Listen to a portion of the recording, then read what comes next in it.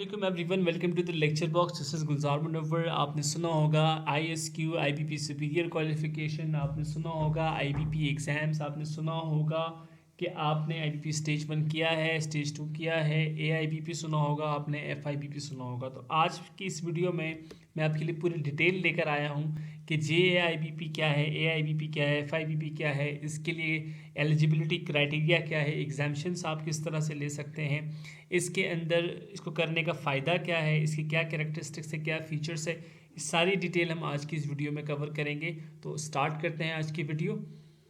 बात करेंगे हम सबसे पहले कि I S Q I B P निभाव है क्या। ठीक है, स्टेज 1 2 3 एआईबीपी एफआईबीपी है क्या।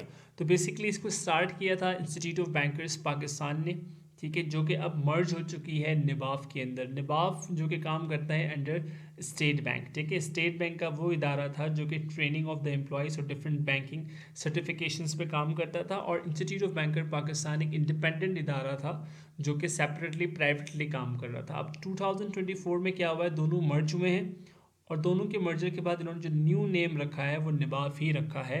तो अब बेसिकली ये जो एग्ज़ाम है जो आईबीपी के नाम से मशहूर है, या आईबीपी सुपीरियर क्वालिफिकेशन आईएसक्यू के नाम से मशहूर है, ये अब निभाव के थ्रू कंडक्ट होगी। यानी कि आईबीपी अब निभाव का हिस्सा बन चुकी है। तो अब आप इसको ये भी कह सकते हैं कि निभाव की सर्टिफिकेशन भी आप इसको कह सकते हैं, लेकिन ये आम तौर पे लोगों की ज़बान पे, क्योंकि आप सुनते हैं आए हैं, तो आप आईबीपी एग्ज़ाम के नाम से ये मशहूर हुआ है। इसको state bank of Pakistan recognise करती है क्योंकि निभाव के अंडर आता है। इसके करने से आपके बैंकिंग सेक्टर के अंदर अगर आप जॉब कर रहे हैं तो आपके करियर ग्रोथ के चांसेस बहुत इन्हेंस हो जाते हैं। हम एट द एंड बात करेंगे इसके बेनिफिट्स के ऊपर। अभी फ़िलहाल मैं आपको सरसरी इंट्रोडक्शन दे रहा हूँ। इसके अंदर लेवल्स आपको स्क्रीन पे नज़र आ रहे होंगे। JIBP junior associate of institute of banker Pakistan, AIBP है, ठीक है, associate of IBP, and FIBP यानी कि फेलो ऑफ आईबीपी। ये 3 लेवल्स हैं डिफरेंट, ठीक है, जिस पे एग्जाम्स होते हैं। पहले आपको जेआईबीपी क्लियर करना होता है, इसके 3 स्टेजेस हैं, फिर एआईबीपी क्लियर करना होता है, फिर एफआईबीपी क्लियर करना होता है। अभी हम इसको इन डिटेल डिस्कस करेंगे। इसके बाद अगर मैं बात करूं इसकी एग्ज़ाम फ़ी के हवाले से, तो सबसे पहले आपको जेआईबीपी के लिए आपको एक रजिस्ट्रेशन फ़ी पे करनी होती है। जब आप स्टेज 1 कर रहे होंगे तो स्टेज 1 के एग्ज़ामिनेशन फ़ीस के साथ स्टेज 1 में 4 सब्जेक्ट होते हैं, ठीक है। तो अभी आजकल जो रेट चल रहा है वो पर सब्जेक्ट 4000 है, तो 4 सब्जेक्ट के 16,000 रुपये हो गए, और साथ में आपने रजिस्ट्रेशन फ़ीस सबमिट करनी है। 20,000 अभी आजकल रेट चल रहा है। आप जब कर रहे होंगे तो मुझे इस टाइम का नहीं पता, लेकिन मैं आज के हिसाब से आपको समझाने के लिए कि फ़ीस का स्ट्रक्चर क्या है। तो 20,000 हमने रजिस्ट्रेशन फ़ी जमा कराई, और एग्ज़ाम फ़ी जैसे 4 सब्जेक्ट है तो 16,000, तो तकरीबन 36,000 रुपये आपने लेट से आज जमा कराए हैं। तो इसमें रजिस्ट्रेशन फ़ी शामिल है। रजिस्ट्रेशन फ़ी 1 टाइम होती है, ठीक है। जेआईबीपी की रजिस्ट्रेशन फ़ी 1 टाइम होती है, यानी जब आप स्टेज 2 का एग्ज़ाम देने जाएंगे तो रजिस्ट्रेशन फ़ी आपको दोबारा से नहीं देनी होगी, सिर्फ एग्ज़ाम फ़ी देनी होगी। Got it. तो आगे बढ़ते हैं। बात करें अगर हम एलिजिबिलिटी क्राइटेरिया की, तो जनाब बहुत आसान एलिजिबिलिटी क्राइटेरिया इन्होंने रखा हुआ है। बैंकिंग एंड फाइनेंस इंडस्ट्री के अगर आप प्रोफेशनल हैं, वहाँ जॉब करते हैं, तो आप एग्ज़ाम दे सकते हैं। आप ग्रेजुएट हैं किसी भी डिसिप्लिन में, ठीक है, मिनिमम 2nd डिवीज़न से, तो आप एग्ज़ाम दे सकते हैं। या आप ग्रेजुएट नहीं, आप पढ़ रहे हैं, आप 14th ईयर वाला ग्रेजुएशन कर रहे हैं, जैसे बीकॉम बीए होता था पहले, आप आजकल मेरे ख्याल से तकरीबन ख़त्म हो रहा है। तो 14 ईयर अगर आप ग्रेजुएशन कर रहे हैं तो फाइनल ईयर में हो, ठीक है। अगर आप 16 ईयर ग्रेजुएशन कर रहे हैं तो 16 ईयर ग्रेजुएशन यानी बीबीए के 3rd ईयर में हो तो भी आप एग्ज़ाम दे सकते हैं। या अगर आप किसी प्रोफेशनल अकाउंटिंग क्वालिफिकेशन जैसे एसीसीए आईसीए में, उसमें अगर आप इनरोल लें तो भी आप ये एग्ज़ाम दे सकते हैं। हम जाते हैं थोड़ी सी डिटेल के अंदर। तो J A I B P junior associate of I B P से हम स्टार्ट करते हैं, फिर हम उसके बाद बात करेंगे ए आई बी पी और एफ आई बी पी के ऊपर। तो J A I B P basically entry level certification है बैंकर्स के लिए, ठीक है। ये डिवाइड हुए हुए हैं जनाब टोटल 3 हिस्सों के अंदर, 3 स्टेजेस के अंदर आप इसको क्लियर करेंगे। हर स्टेज के अंदर 4 सब्जेक्ट्स हैं, आपको एग्जामिशन से मिलेंगी, डिपेंड करते हैं आपके क्वालिफिकेशंस के ऊपर, वो अभी हम आगे इसको डिस्कस करेंगे। एग्ज़ाम्स होते हैं जनाब मेरी साल में 2 दफ़ा, समर के अंदर मई के एंड में, और जून के स्टार्ट में एक्सपेक्टेड होते हैं। विंटर के अंदर जो है वो नवंबर के एंड में या दिसंबर के स्टार्ट में एक्सपेक्टेड होते हैं। मिनिमम आपको 50% मार्क्स चाहिए होते हैं टू पास, ठीक है। अब 50%, क्योंकि ये 90% जो इसके पेपर्स हैं दे आर क्विज बेस्ड, ठीक है, एमसीक्यूज होते हैं। तो 3 स्टेजेस के अंदर जो 3rd स्टेज है उसके अंदर थोड़ा सा जो है वो आपको थियोरेटिकल पोर्शन भी आता है, आपको लिखना भी होता है और थोड़े बहुत एमसीक्यूज और ट्रू फॉल्स भी होते हैं। लेकिन first 2 stages, stage 1 and stage 2, ये टोटली 100% एमसीक्यूज बेस्ड हैं। अब हम इसकी सब्जेक्ट डिटेल में जाते हैं। बात करें अगर हम जीआईबीपी स्टेज 1 की, जो कि बहुत फंडामेंटल लेवल है, उसके अंदर आपके पास पहला सब्जेक्ट आएगा business communication for the financial services, introduction to financial system and banking regulation दूसरा सब्जेक्ट है। तीसरा है जी information technology in financial services. चौथा है ब्रांच बैंकिंग। बहुत ईजी है, बहुत आसान है, लेकिन वही वाली बात है, आपको थोड़ा बहुत पढ़ना भी पड़ेगा। मेरे यूट्यूब के ऊपर अभी इसमें से ब्रांच बैंकिंग के टोटल लेक्चर्स अवेलेबल हैं। अच्छा, introduction to financial system and banking regulations के ऊपर भी अवेलेबल है। बाकी सब्जेक्ट्स हमने इस पे इन दोनों सब्जेक्ट्स के अंदर एमसीक्यूज बेस पे वीडियोस बनाई हैं, जिस पर रिस्पांस तो काफ़ी अच्छा है, लेकिन मैं ज़ाती तौर पे इसलिए मुतमईन नहीं हूँ कि उसमें कॉन्सेप्ट तो थॉरली डिस्कस नहीं किया गया है। तो अब हमारी फर्दर अभी जो वीडियो आई है स्टेज 2 के अंदर लैंडिंग की, उसके अंदर थोड़ी कोशिश की गई है कि इसको थॉरली बुक को जो है वो कवर किया जाए। तो अभी आगे भी मज़ीद सब्जेक्ट्स के हम इंशाल्लाह आहिस्ता आहिस्ता टीम उस पर वर्किंग कर रही है, तो चीज़ें ऐड होती रहेंगी। तो इंशाल्लाह एक टाइम आएगा कि आपके पास तमाम स्टेजेस के तमाम बुक्स के लेक्चर्स इंशाल्लाह यूट्यूब चैनल पे अवेलेबल होंगे। आगे बढ़ते हैं स्टेज 2 के सब्जेक्ट्स की तरफ। तो जीआईबीपी स्टेज 2 के अंदर सब्जेक्ट्स आपके पास स्क्रीन पे नज़र आ रहे हैं। Accounting for financial services, lending, products, operation and risk management, ये एक सेपरेट सब्जेक्ट है। Human resource management and organisation behaviour economics, ठीक है। इसके अंदर जो ये वाला सब्जेक्ट है दैट इज़ द लैंडिंग, ये मोस्टली यूनिवर्सिटीज़ के अंदर नहीं पढ़ाया जाता, तो आप इस सब्जेक्ट को यूँ समझ लें कि that is the mandatory subject that you have to study in GIBP stage 2।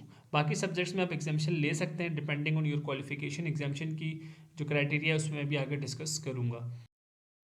Stage 3 के अंदर जनाब Ali marketing of financial services हमारे पास है, finance of international trade related treasury operations हमारे पास है, management accounting for financial services हमारे पास है। उसके बाद आपको चौथा सब्जेक्ट अपनी मर्जी का सेलेक्ट करना होता है। आपके पास ऑप्शंस होते हैं स्पेशलाइज सब्जेक्ट्स में से, like micro finance, agricultural finance, Islamic finance, SME banking.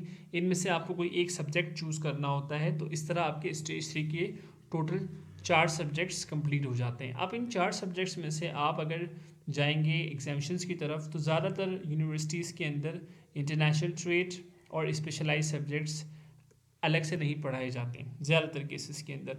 तो आपके पास ऑप्शन जो बचता है दैट इज़ द मार्केटिंग, और दूसरा आपके पास ऑप्शन बचता है मैनेजमेंट अकाउंटिंग। तो इन दोनों में आप एग्जामिशंस की तरफ जा सकते हैं। अभी एग्जामिशन की हम क्राइटेरिया को आगे डिस्कस करेंगे। अब मैं आपको एग्जामिशन की डिटेल बताता हूँ जनाब अली। अगर आप प्रोफेशनल क्वालिफ़िकेशन होल्डर हैं, लाइक स्पेशलाइज्ड अकाउंटिंग के अंदर आपने कोई सर्टिफिकेशन लिए हुए हैं, लाइक आई कैप हो गया, सीए किया हुआ है आपने, ICMA किया हुआ है, पिफा किया हुआ है, ACCA किया हुआ है, तो ये सब्जेक्ट्स आपको यहाँ मेंशन हो रहे हैं। अब आप पूछेंगे भाई सब्जेक्ट्स कौन से हैं? सब्जेक्ट आप अपनी मर्ज़ी से ले सकते हैं, लेकिन ज़रूरी है कि वो सब्जेक्ट्स आपने इस सर्टिफिकेशन के दौरान पढ़े हुए हों। उनको आपने हाईलाइट करना है, हाईलाइट करके अपने जो जिस इंस्टीट्यूट से आपने पास किया है वहाँ से उसको अटेस्ट करके उसकी कॉपी को वो आपने भेजना है। लेकिन अगर आप बैंक के एम्प्लॉय हैं तो आप अपने HR से उसको उस ट्रांसक्रिप्ट को या उस डिग्री को अटेस्ट करके आप उस सब्जेक्ट्स को हाईलाइट करके आप भेजेंगे टू द IBP, तो फिर वो कंसिडर होगी। ये बात याद रखिएगा, अदरवाइज़ वो कंसिडर नहीं करेंगे कि आप एक कॉपी या सिर्फ ब्रांच की स्टैंप लगा के भेज देंगे, तो दैट इज़ नॉट कंसिडरेबल। तो आपने या तो अपने HR से उसको अप्रूवल लेनी है, या उसको एक दफ़ा HR से जो है वो ओके करके अटेस्ट करके, HR से आप ईमेल से भी अटेस्ट करवा सकते हैं कि भाई ईमेल आप कर दें कि भाई kindly confirm that my qualification in HR record is this this this this, और ट्रांसक्रिप्ट अटैच करते हैं और सब्जेक्ट में लिख दें कि फॉर GIBP या AIBP, जो भी जिस भी आप स्टेज के अंदर हैं उसकी एग्जामिशन के लिए मैं ये ईमेल कर रहा हूँ, तो वो आगे से रिप्लाई कर देंगे, तो वो भी चल जाता है पार। ठीक है, ये अभी आपके पास ऑप्शंस अवेलेबल है। अच्छा, उसके बाद अगर मैं एकेडमिक क्वालिफिकेशन की बात करूँ, अगर आप MBA हैं, MCOM हैं, बैचलर आपने 4 ईयर का किया हुआ हो, 2 ईयर वाले के लिए कोई एग्जामेशन नहीं है। 4 ईयर से मुराद आपने BBA किया हुआ हो, BS किया हुआ हो, ठीक है जनाब, तो उस सूरत में आपके पास 2 सब्जेक्ट्स का ऑप्शन है, आप 2 कोर्सेज के अंदर एग्जामेशन ले सकते हैं। अब आपकी मर्ज़ी है, ज़्यादातर बच्चे स्टेज 1 के अंदर नहीं लेते क्योंकि बहुत ईजी सब्जेक्ट्स होते हैं। स्टेज 2 और स्टेज 3 में एक एक ले लेते हैं, कुछ बच्चे स्टेज 3 के अंदर 2 एग्जामिशंस ले लेते हैं। डिपेंड करता है आपके अपने ऊपर कि आप एग्जामिशन किस तरह से लेना चाह रहे हैं। इसके बाद मैं बात करूँ जनाब अली AIBP की। तो AIBP जब आप JIBP पास करेंगे 3 स्टेजेस तो उसके बाद आता है। अगर आपको इंटरेस्ट नहीं है AIBP के अंदर तो इसका बेनिफिट मैंने लास्ट में दिया हुआ है वीडियो के, ठीक है, वो आप स्किप करके भले आगे देख लें कि AIBP करने का फ़ायदा क्या है, वो मैं भी आगे आपको बताऊंगा। तो AIBP associate of IBP next level है ऑफ द JIBP। इसके लिए रिक्वायरमेंट क्या है जनाब अली? रिक्वायरमेंट है आपके 3 साल का बैंकिंग एक्सपीरियंस हो, ठीक है, और वो एक्सपीरियंस सिर्फ आपके बताने से नहीं होगा, आपको अपने HR से एक लेटर इशू करवाना होगा, तभी आप AIBP के लिए क्वालिफाई होंगे, ठीक है। ये बेसिकली जो AIBP है ये क्विज और थ्योरेटिकल नहीं है, ये थोड़ा सा रिसर्च बेस्ड असाइनमेंट और केस स्टडीज़ के ऊपर बेस करता है। और इसके अंदर अगर आप अच्छे से पढ़ लेते हैं तो आपकी प्रमोशंस के, आपके कैरियर पाथ के अंदर बड़ी तेज़ी से जो है वो इम्प्रूवमेंट आती है। एसोसिएट ऑफ IBP यानी AIBP के अंदर सब्जेक्ट्स कौन कौन से हैं, तो आप स्क्रीन पे देख सकते हैं। AML measures in business ethics है हमारे पास, कॉर्पोरेट एंड बैंकिंग लॉ है, एडवांस रिस्क मैनेजमेंट है, फाइनेंशियल प्लानिंग एंड बजटिंग है, ठीक है। ये आपके पास कितने हो गए? 4। पांचवा आपने इसमें से कोई एक सेलेक्ट करना है। Financial derivatives, project financing, capital markets, strategic human resource management and introduction to insurance. अब हम बात करते हैं जी FIBP के ऊपर। फेलो ऑफ IBP है क्या जनाब पहले? तो ये highest level of certification in IBP है। तो इसके लिए आपकी एलिजिबिलिटी क्राइटेरिया क्या है? आपने AIBP किया हुआ हो, तो AIBP के लिए आपका JIBP क्लियर होना चाहिए। तो दोनों स्टेजेस आपने क्लियर किए हुए हों। देन उसके बाद उसके अलावा आपका 10 साल का एक्सपीरियंस होना चाहिए बैंकिंग सेक्टर के अंदर। इसमें आपको करना क्या होता है? एक रिसर्च पब्लिकेशन एक करनी होती है बैंकिंग सेक्टर के हवाले से। अब इसके अंदर एक्चुअल में होता क्या है मुझे इतना इल्म नहीं है, क्योंकि मैं भी इस स्टेज तक आया नहीं हूँ, लेकिन जितनी मेरी नॉलेज थी वो मैंने आप तक शेयर कर दी है। एग्जेक्टिव लेवल की बैंकिंग पोजीशंस के लिए इसको रेफ़र किया जाता है। अब हम बात करेंगे जनाब अली एग्ज़ाम पैटर्न के हवाले से और पासिंग रेशियो के हवाले से कि IBP के अंदर एग्ज़ाम पैटर्न क्या होता है, पासिंग रेशियो क्या है। तो जनाब अली एग्ज़ाम पैटर्न की अगर मैं बात करूँ तो स्टेज 1 और स्टेज 2 के एग्ज़ाम के अंदर ऑब्जेक्टिव पैटर्न होता है, यानी कि MCQs बेस्ड होते हैं। 3 या 4 आपके पास ऑप्शंस होते हैं, आपको एक सेलेक्ट करना होता है। 100% MCQs बेस्ड है स्टेज 1 एंड स्टेज 2। स्टेज 3 की अगर मैं बात करूँ तो उसके अंदर ऑब्जेक्टिव भी होता है और सब्जेक्टिव होता है, दोनों का मिक्सचर होता है, ठीक है जनाब अली। आपको इसके अंदर 50% ऑब्जेक्टिव में लेना होता है और 50% सब्जेक्टिव में लेना होता है, तभी आप पास हो पाएंगे स्टेज 3 और AIBP एग्ज़ाम्स के अंदर। अब मैं बात करूंगा जनाब अली इसके बाद इसके बेनिफिट्स की, कि भाई JIBP और AIBP करने के फ़ायदे क्या हैं। तो बेनिफिट्स की अगर मैं बात करूं तो सबसे पहला बेनिफिट, आपके कैरियर के अंदर आपको एक एडवांटेज मिल जाता है। कैरियर एडवांटेज का मतलब ये है कि जनाब अली आपने IBP स्टेज 1 क्लियर किया हुआ है, आपके बराबर में दूसरा कैशियर बैठता है जनाब, उसने IBP को बिल्कुल देखा ही नहीं। तो कल को अगर आपके पास कोई ऑपरेशन ऑफिसर की पोजीशन खाली होगी तो आपको इसलिए प्रेफर किया जाएगा क्योंकि आपने IBP स्टेज 1 क्लियर किया हुआ है। इट मीन्स कि आपका इंटरेस्ट है बैंकिंग के अंदर, ठीक है। तो आपकी मैनेजमेंट के लिए आप एक अच्छे बंदे कहलाओगे, यानी आपके कैरियर के अंदर एक एडवांसमेंट आ रही है ना इससे। इसी तरह ऑपरेशन में कोई बंदा है उसने स्टेज 2 क्लियर किया हुआ है, 3 क्लियर, कल को ऑपरेशन मैनेजर की कोई वैकेंसी खाली होती है तो आपको प्रेफर किया जाएगा। आप ऑपरेशन मैनेजर हैं, आपने 3 स्टेजेस क्लियर किए हुए हैं, बराबर में दूसरा ऑपरेशन मैनेजर है उसने कोई क्लियर नहीं किया हुआ, लेकिन आगे सीट खाली है BM की, तो किसको प्रेफर किया जाएगा?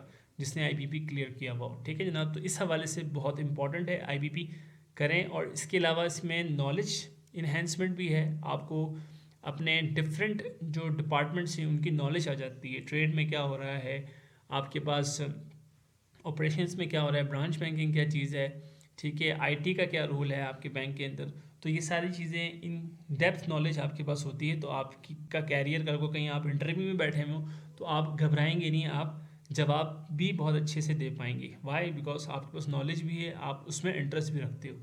दूसरा, इंडस्ट्री रिकग्निशन। भाई आप किसी दूसरे बैंक में जाते हो, आपकी CV के अंदर एक स्टार बना हुआ नज़र आता है कि भाई इसने IBP भी किया हुआ, तो आपको प्रेफर किया जाता है। क्रॉस फंक्शनल नॉलेज जैसे भी मैंने आपसे डिस्कस किया कि डिफरेंट डिपार्टमेंट्स की आपको नॉलेज मिल जाती है। चौथा, फ्लेक्सिबल लर्निंग। फ्लेक्सिबल लर्निंग से मुराद ये है कि आप वही चीज़ पढ़ोगे जो आप बैंक में कर रहे हो, तो आपके लिए इतना बर्डन नहीं है। जिस तरह हम 9-10 में A+B² is equal to A² + 2AB+B² पढ़ते थे, उसका हमें पता नहीं होता था कि प्रैक्टिकली है क्या। तो यहाँ फ्लेक्सिबल लर्निंग है, आप शाम में 1-1.5 घंटा अगर अपने बुक को पढ़ें, कोई प्रॉब्लम हो आप अपने ब्रांच के अंदर, अपने डिपार्टमेंट के अंदर किसी सीनियर से सवाल करें। तो ऐसा नहीं है कि बैंकिंग सेक्टर के अंदर कोई ऐसा बंदा हो जो आपको डिफरेंट डिपार्टमेंट का नाम मिले वो आपको जवाब ना दे पाए। आपको 100% जवाब मिलता है। आप यहाँ यूट्यूब से भी, मेरे चैनल से भी पढ़ सकते हैं। तो आपके पास फ्लेक्सिबिलिटी है, आप इजीली इसको सीख सकते हो।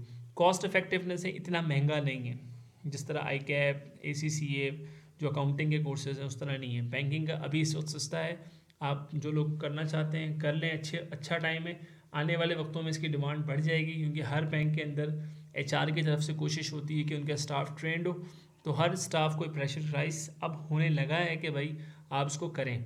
तो एक टाइम आएगा कि कॉस्ट इसकी बढ़ जाएगी। कैश रिवॉर्ड ये तकरीबन बैंकों ने, जो लोग IBP के डिफरेंट स्टेजेस क्लियर करते हैं, डिफरेंट कैश रिवॉर्ड्स रखी हुई हैं। किसी ने 80,000 रखा हुआ है, किसी ने 1 लाख, किसी ने 50,000। तो आपको कैश रिवॉर्ड भी मिल रहा है, आपको आपकी पे की हुई फीस भी वापस मिलती है। तो और आपको क्या चाहिए ना, फ्री में पढ़ रहे हैं तो फ्री में आप पढ़ भी रहे हैं, फ्री में आप आगे भी बढ़ रहे हैं, फ्री में आप सीख भी रहे हैं। तो मेरे ख्याल से बहुत बेनिफिशियल चीज़ है।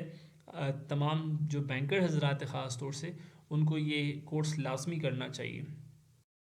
आई होप कि मैंने अपनी तौर पर जो कोशिश की है वो अब तक बात पहुंच गई होगी। कोई चीज़ ऐसी है जो आपको लगता है कि नहीं यार इसमें ऐड होना चाहिए, या कोई नई बात आपको पता है, कोई आपको क्यूरी है, तो कमेंट लाजमी करें ताकि दीगर लोग आपसे सीख सकें। या कोई मसला आपके साथ है तो उसको हम कोशिश कर सकते हैं कि हम उसको हल कर सकें। Thank you so much for watching the video. अल्लाह हाफ़िज़।